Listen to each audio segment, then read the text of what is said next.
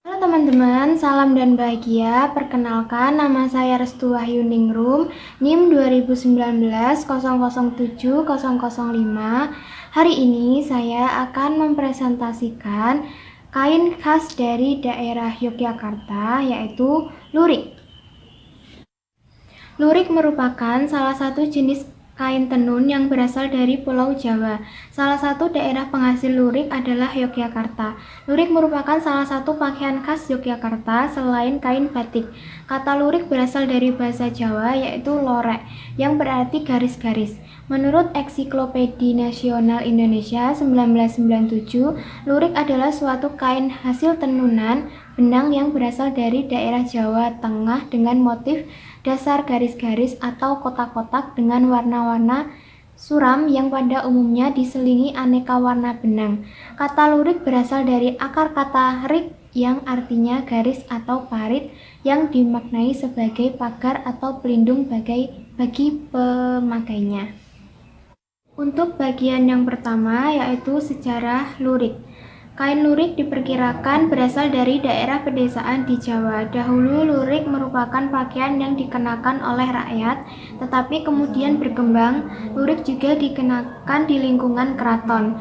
Pada mulanya, lurik dibuat dalam bentuk sehelai selendang yang berfungsi sebagai kemben atau penutup dada bagi wanita, dan sebagai alat untuk menggendong sesuatu.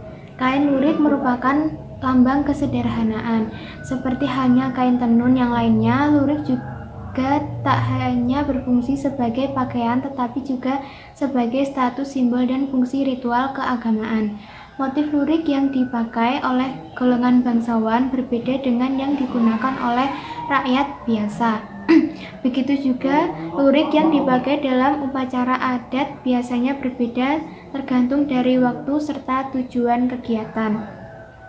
Sebagian besar motif yang digunakan dalam kain lurik berasal dari nama tumbuhan, hewan, atau benda atau apapun yang dianggap sakral. Motif lurik tradisional memiliki makna yang mengandung petuah, cita-cita, serta harapan pemiliknya.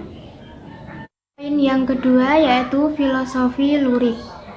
Lurik juga syarat makna dan tidak dapat dipisahkan dari kepercayaan sehingga keberadaannya selalu mengiringi berbagai upacara adat. Filosofi dan makna lurik tercermin pada motif dan warnanya. Ada corak yang dianggap sakral dan menjadi sumber nasihat, petunjuk, dan harapan. Contohnya kain lurik gedok madu yang digunakan dalam upacara mitoni atau siraman. Ada juga kain lurik motif lasem yang digunakan sebagai pelengkapan pengantin pada zaman dahulu. Poin yang ketiga yaitu proses pembuatan kain lurik.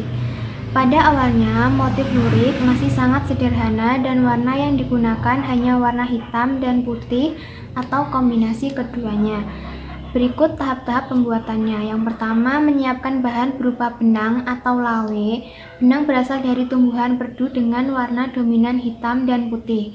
Selanjutnya, benang diberi warna dengan menggunakan pewarna tradisional yaitu tarum dan kulit batang mahoni.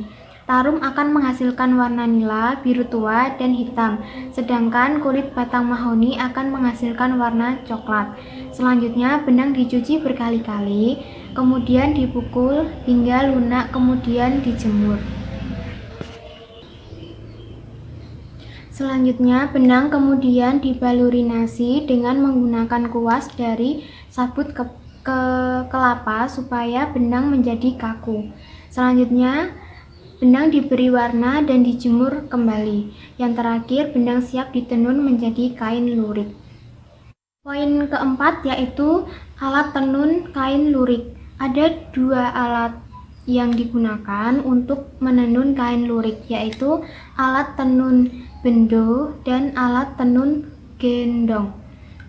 Alat tenun bendo terbuat dari bambu atau batang kayu.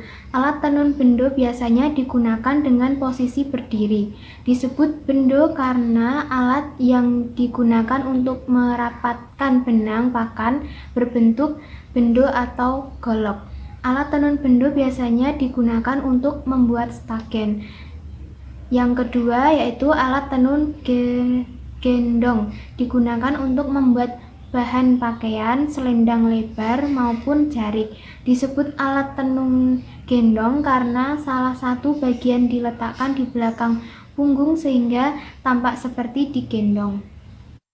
Untuk poin yang terakhir yaitu ragam motif dan corak kain lurik. Motif dan corak lurik berkembang seiring dengan perkembangan zaman dan permintaan pasar yang sedang disukai atau tren. Beberapa corak lurik adalah corak kelenting kuning, sodo sakler, lasem, tuluh watu, lompang keli, kinanti, kembang telo, kembang mindi, melati secontong, ketan ireng, ketan salak, daun dan slep, loropat, kembang bayam, daun dauk, kijing miring, kunang sekebon, dan sebagainya. Sedangkan beberapa motif lurik antara lain ketan ireng, gadung melati, tumanggungan, dan bribil. Dan beberapa motif-motif baru seperti yuyu sekandang, sulur ringin, lintang kumelap, polos abang, polos putih, motif hujan gerimis, damimin, gelar, dan sebagainya. Selain motif tersebut, Keraton Yogyakarta mempunyai motif sendiri yang disebut motif keraton.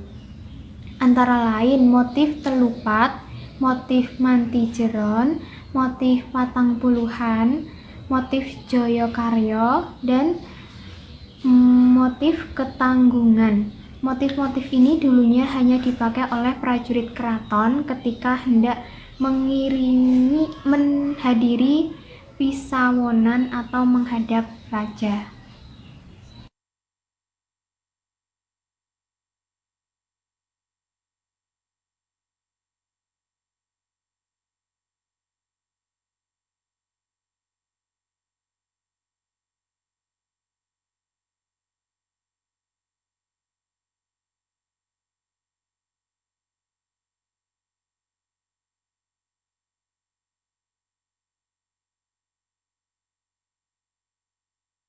Sekian presentasi dari saya, kurang lebihnya saya mohon maaf. Salam.